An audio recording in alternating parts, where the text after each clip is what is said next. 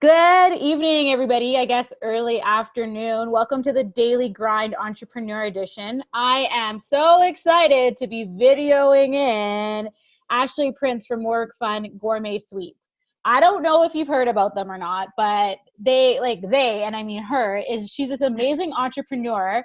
And I already have a crush on anything dessert. And then it's a female entrepreneur who is just revolutionizing cupcakes in Edmonton and doing some really cool things right now with ATB. So I was like, you know what, let's bring her on. Let's find out what makes her do what she does in the kitchen and the work she's doing right now with ATB. So you guys, welcome Ashley Prince. Hi, Ashley. Hey, thanks for having me. This is awesome. Yeah, I do like a clapping drum roll. I get it. I got it. Startup life. So, okay, tell us, what is More Fun Gourmet Sweets for the people who don't know what it is? For sure. So More Fun Gourmet Sweets. So I take the classic sweets we all know and love. So cupcakes, cakes, cookies, donuts, and I take them and I transform them using healthful and gourmet ingredients. So all my baked goods have a combination of spreaded spelt flour and unbleached all-purpose. And then I use organic produce, eggs, and dairy, natural flavors and colors. So I really make sure that my sweets have a little bit more of a health conscious view, but they still stay classic in this texture, right? Because nobody wants a cupcake that's as heavy as a hockey puck. Yeah. So I think I do a good balance and making sure that there's still some healthful ingredients, but it's still classic and it can solve that craving that we all get for those cupcakes. Right, but with none of that artificial red dye that makes children go crazy. Absolutely, yes. So if you needed something to be red, I would work with something that already has naturally red in it or natural food coloring. Okay. So how long have you been making these gourmet sweets for? So I will be in business 2 years in March this year. Yeah. So you're still kind of like in the beginning stages then, right? Where you're So do you in the 2-year mark, are you ever like, why did I get into this baking business? And what do you do to stay sane during those times? Actually, I haven't gotten to the point where I'm like, what am I doing? Why am I doing this? I've always loved culinary arts and baking, so it's always been something within me. I kind of left it aside for a few years. I was going to do culinary arts right out of high school, but my life took a different path. So, 10 years later, I find myself back in the baking world and I absolutely love it. Right now, it's my side hustle. So yes, there's definitely times where, I'm so tired at the end of the day, but I need to do some baking. But, baking is what's exciting for me. So it doesn't always feel like work. So it's actually your passion. It is, yes. And, you have to learn to balance, the good and the bad. But at the end of the day, when everybody tries my sweets and they love it, it restores me and it gives me that extra push to keep going. Awesome. So you have a day hustle, and there's a lot of us, especially as female entrepreneurs, that have that day hustle. So how do you do both? Because sometimes our day hustles can be so demanding. Yes. Well, I try to really leave work at work so that it does give me the chance to come home and focus on my business. That always, depending on the day, it doesn't always go that way. But, baking really does restore me. It gets me to come back to center. It's kind of my refuge. So, at the end of the day, making some cupcakes really does, put the day back into perspective, and it gets me, ready to go back and try it again the next day. So you have this established career, you have this day job, and now you're kind of doing this side hustle that's about to be amazing. Who is your greatest supporter and why? Mm-hmm. Well, I would probably say my family is my greatest supporter. They've always known that I've loved baking and culinary arts, and they've always known I had a passion for it. So when I started this business, of course, it started small. It started with an idea. And everybody said, well, yeah, that makes total sense. You can do it, run with it. So those days, when you need that little bit of a pick me up, when you're doubting yourself, I just give mom or dad a call, and then they're always there in my corner helping me out. And it's really nice to have that support, especially within your family as well. That's huge. Especially it's like as entrepreneurs, I feel like sometimes our family is the biggest kind of like T-Rex coming at us. Yeah. And they could be like that sometimes too. So it depends. You're just like, how do I make this work? But it's so good that they support you. And so speaking of support, I'm just kind of Mhm. jump into it because I'm really excited. Absolutely. So you're doing ATV Build Her Business. And if I understand correctly, there's only 30 women doing it in Alberta. Yes. So I think it was August 28th that they said they had about 30. I think they haven't released it. I think it's now down to just over a dozen women. Wow. So I think that right up. there shows me like your determination and also shows that as women, we got to like get out of our comfort zone Yeah. and push it. So what is Build Her Business? Like what did you have to do to be in Build Your Business and what do people need to know? Right. So basically, to be a contestant and build your business, you need to launch a crowdfunding campaign in the month of February. So basically, you needed to sign up in December saying, you know what, I want to be part of this competition. To be part of it, I'm going to launch my crowdfunding campaign in February. So basically, all throughout January, you needed to get your campaign ready. By January 31st, you needed to submit it. And if the ATV Booster team approved your campaign, you go on to the next stage and you're basically still running with Build Her Business. So what did you have to do in those 31 days? Like did you just submit paperwork? Like tell us what actually had to happen for you to get there. So I had to do a couple things. One, I needed to create the crowdfunding campaign. So that included a video, some of the content for the website. So the information about my business, the rewards that I'm offering for the crowdfunding campaign, the people within the business. Luckily, there's just me, so there's just me to write about. And then I also needed to do some behind the scene things. So I set up a bank account with ATB. That ended up giving me a little bit of a discount as far as fees that I needed to pay ATB when I reached my goal. There was that behind the scenes.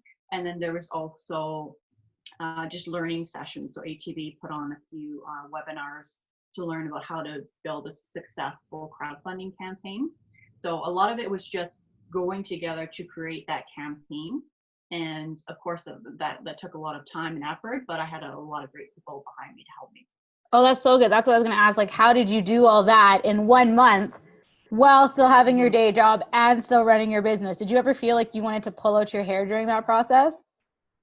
I did, but luckily I got a very good videographer. And once we were done filming, I knew that I could just leave it with her, and whatever she was going to give me was going to be great. That was kind of my hang up. I was like, well, I don't know how to do a video, so it was good that I actually came to someone who knew what they were doing. That took a lot of stress away. So once I had the video, I knew I was set. I just had to, complete some really good rewards to try to get people to get on board with my campaign. So yeah, it was definitely a team involvement. Awesome. So I'm going to come back to that, come back to your campaign, but I want to bring that up. So you hired somebody, and as female entrepreneurs, I feel like we want to do it all ourselves, right? Mm-hmm. No one knows it Yeah, like I do, or I don't have the money for that, or I can't justify exactly. that. So, and then we go into it, and sometimes we hire people that are bad hires. So, have you ever hired a bad hire, and what did you learn from it? And how did you talk yourself out of doing the video yourself? Right.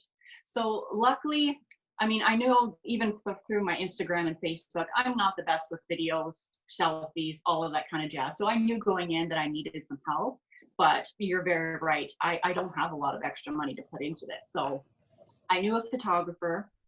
I've always loved her work. And she said, oh, yeah, I do videos. So for me, that was, an ace in the hole because I knew her personally. So that really helped. I also got my hair and makeup done by someone I've been going to for years. So I knew I could count on her to look good. And then I used a kitchen. Actually, it was a show home that they Okay. let me use their kitchen. So I was relying a lot of outside sources, but I knew all of them were very reputable. I didn't take any chances. I didn't say, hey, you know what? This videographer is a little bit cheaper. Let's try that person. I knew that it was going to be a lot of work and I needed it to be of a certain standard. So I didn't take any risks. I spent the money. looking back, it really wasn't that expensive. I was expecting it to be more. But luckily I haven't come across anybody that I've hired that I've regretted. Knock on wood. Knock on wood. Well, I think you said that you researched them and you made sure they were reputable and you built a relationship with them. And I think that's huge because sometimes we're so quick to only focus on individuals who can help us right now. And we forget that it's okay to build relationships because we might need them in the future. Absolutely. So yeah. You brought up, like, I really hope that, like, other than people coming and supporting the campaign, the biggest thing they get is to, like, build those relationships. And it doesn't mean calling someone every day, but always being nice at least when you see them. Absolutely. Yeah. You never know. You never know that person could be, a very good ally down the road. So absolutely. Yeah. So do you feel like, because like being a woman entrepreneur sometimes can get like a little bit catty, right? And then you're baking. So do you feel that you get more support from other entrepreneurs or less support? And what can we do as female entrepreneurs to make sure we make like a new entrepreneur feel supported? Yeah, no, when I very first started out, like I was completely new, trying to think of cupcake flavors, and I reached out to a couple local people that I knew who had shops, and I didn't get the best response. I think because they kind of saw me as competition and they didn't want to help out competition. So I kind of left it as that, kind of worked on my own. Then through Instagram, I found Yeg Boss Babes and a lot of female based entrepreneur groups, support groups. And I think when I focused on that, everything changed. I found that a lot of the people that I was meeting were very supportive, even if they were in the same field as you. They were very supportive, saying, you know what, I do baking too, and I do it on my own, and I do it on my spare time. We can do it. I do this, you do that. We can refer people back and forth. So I think it really helped finding the right avenue to find that support. Definitely, there's more and more people I'm finding that are supporting women and women supporting women. So I think it's becoming more common, and I don't meet as many people that are, to, I guess, put offish or standoffish. Yeah. So, which is. That's awesome. Because I know, like, for me, it was really hard at first. And just a lot of my friends were like, why does it seem like we're all in the schoolyard fighting over the same boy again? Like, yeah, no, it can be like that. But luckily, when you find that group of people that are like-minded and that stay away from that, it helps so much. Yeah. And actually, YEG Boss Babes is going to be on the podcast in the future. So we're just, So some exciting stuff they're doing. But this is actually all about you. So if someone doesn't actually know what crowdfunding is or build her business or ATB booster, I like to say it's kind of like a GoFundMe for the business. Exactly. And to make it so that you can open the storefront and that people can have access to you at all times within reason. Obviously, you need to sleep. Yeah. And when they do that, so they, I don't like the word donate. I think it's like mutual support because they're going to get a reward. So give us a couple examples of like what rewards you're really excited to give out. Yes, for sure. So there's a good few rewards on the site right now. There's going to be 2 more rewards that drop sometime during the month of February. Okay. Those are actually interactive based rewards. So I'll leave it at that. You'll have to follow me to get dibs on those. But one of the rewards that's live now that I really like is actually, it's called You Are Royalty. So basically, you get to come into the store and you get to collaborate with me. Together, we create a custom flavor of cupcake. Wow. So it could be free, it could be something sweet. We work together, me and that donor, and we figure out a cupcake flavor, we name it, and then I feature it in my store for a month. Wow. Okay? So you kind of be like a local celebrity. Now you don't get any royalties. But darn it, I don't get any royalties. No, you don't. But you do get to take a couple dozen cupcakes home with you for your new flavor. And I promote you kind of on my social media, saying, this guy was a donor, helped me out in my crowdfunding campaign. This is the flavor that they've created. Come in and try it out. So okay, I might have to get that reward though, because it's like, I think I could come up with some pretty cool flavors. Right? And there's actually only 5 of those rewards. Oh. So yes, so there's a few of those. So that one's really cool. And then I think something that some people will like as well is I get to, well, with your contribution, you have a chair or a table named after you. Oh. So, you might be sitting at a table and you'll see, the person that helped support me, that person's name will be on the table or the chair. So they kind of get to live on in the store. Awesome. And what's really cool too is like, if let's say someone doesn't want to be a celebrity, but they want to support you, they can actually just also donate money. They can, absolutely, yeah. So you can either contribute and get a reward, or you can just donate whatever dollar value you want, and then that doesn't come with a reward. But there's a couple different options, different dollar amounts to suit kind of everybody's budget. Awesome. So you're going on this whole new adventure. So either through thinking about like build your business or thinking about the whole last 2 years of More Fun Gourmet Sweets, what's the one thing that you learned that you didn't expect to learn that you wish someone had told you to anticipate at the beginning? That's a good one. I would probably say the fact that I am more powerful than I ever thought that I was. So before coming into the business, before starting a business, I didn't listen to my intuition as much. And when I stopped listening to outside people's views and started focusing on what I wanted and what I saw for myself, that really ignited a power within me. So I started following my intuition. I apply for a market and I think, you know what, maybe this market isn't for me. It doesn't seem to have the right target audience. So I leave it and follow something else. And it turned out that when I followed my gut, it actually turned out well for me. So I looking back now, and I tell this to any female entrepreneur, is make sure that you trust what you want. Your gut's going to tell you yes or no, and sometimes you're not going to know. You're going to take a chance and it might not work out. But focusing on what you want and what your gut is telling you is so valuable to me now. And if I would have started to listen to my gut sooner, I would probably be farther ahead. But that's a skill that we all need to learn. And I think as entrepreneurs and female entrepreneurs, it comes with time. Yeah, it totally does. Because I did not listen to my gut at first. And those were I like to call them learning investments.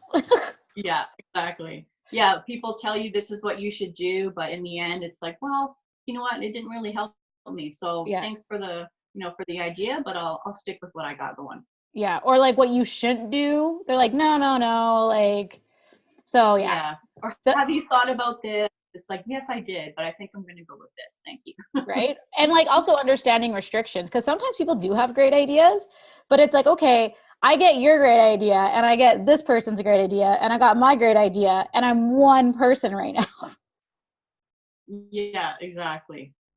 It's insane. So speaking of insane, I don't know how, if you're listening to this podcast and you're in Alberta, you have not had More Fun Gourmet Sweets cupcakes before, but let's make it a thing. So how can people find you and get your cupcakes? Good question. So, the whole idea of the crowdfunding campaign is that I'll have a storefront for you to find me every single time. Until that happens, all my orders are custom. So I try to go to as many farmers markets, indoor markets as possible. Of course, with my 9-to-5 job, sometimes it's a little bit trickier to get into all those spaces, but you can find me on social media. I have a website, and you can find, all of the flavors you can order, and all the orders are custom. So I can get you exactly what you need, and I can deliver it to you as well. So you just got to be a little bit good with the internet to find me for now. But I'm definitely out there, and you'll probably see me at a market near you too. So on Instagram, how can they find you? Yes, so my handle is at More Fun Gourmet Sweets. Okay. Full name. Facebook is More Fun Sweets. Okay. And your website is More Fun Gourmet Sweets.com. That's right. Perfect. And if they're on the ATB, do they go under Build Her Business or do they go under ATB Booster? Right. So to find my campaign, they go www.atbbooster.ca. Remember, booster is spelled BOOSTR. Okay. There's no E. Okay, so that is where you can find my campaign. You'll see all of the other campaigns that are going, and you'll see a little purple circle that says Build Her Business. So you know that the campaigns that have that little circle are part of the Build Her Business competition. Awesome. So Yes. if let's say for some reason someone's dragging their feet right now and they're not sure if they're going to support you having a cupcake shop, even though I don't know why with all the awesomeness, what would be the one thing that you think they should know if they have any doubts about supporting you to change their mind? That's a good question. Well, I think a lot of times it comes down to financial responsibility. Some people just, they just don't have the extra cash. But I've built the rewards to help you as well. So chances are you're going to need cupcakes sometime this year, right? For a birthday, a shower, what have you. You can purchase one of the rewards for, a dozen or 2 dozen cupcakes, and you can redeem that either with me as the rented kitchen that I am now, or within the storefront. So there's a lot of flexibility within the rewards, and it's a 1-year expiry. So you can purchase it now and know that you'll have cupcakes for your birthday in November, right? So Awesome. it's very flexible. There's lots of different price ranges as well, and of course you can pick your flavors. So I'm trying to get people to think about the year ahead, what they're going to need as far as sweets, and I can definitely help them out so they can pre-order basically, but help me out at the same time for my campaign. I think I need sweets with every meal, so I don't think that's There you go. right. And also, I want to encourage people, like, even if you just go and put $1 on there, like every dollar counts. And if all of the viewers on the Daily Grind podcast put $1 in, that can get her there. Like, it doesn't have to be anything excruciating, big, or anything. And it's literally like every dollar counts, helps another entrepreneur in Alberta, which also helps create jobs because when you have a storefront, you got to hire employees. So that dollar is Absolutely. going a long way past cupcakes. And I think we have to remember that when we are like, oh, all the January bills are coming. Like, Yeah. And actually something to note too, yes, all those January bills are coming, but when you pledge, the dollar amount is held on your credit card. So it's not actually processed until March 1st. So it gives oh, you a little extra time to find the money. But yes, no, I definitely hear you. The yeah, share helps as well.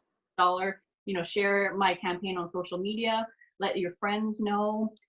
Every time you share, you're opening me up to everybody that you know, and that's huge. It can lead to donations that you might not even under or to see coming, yeah. and that's huge too.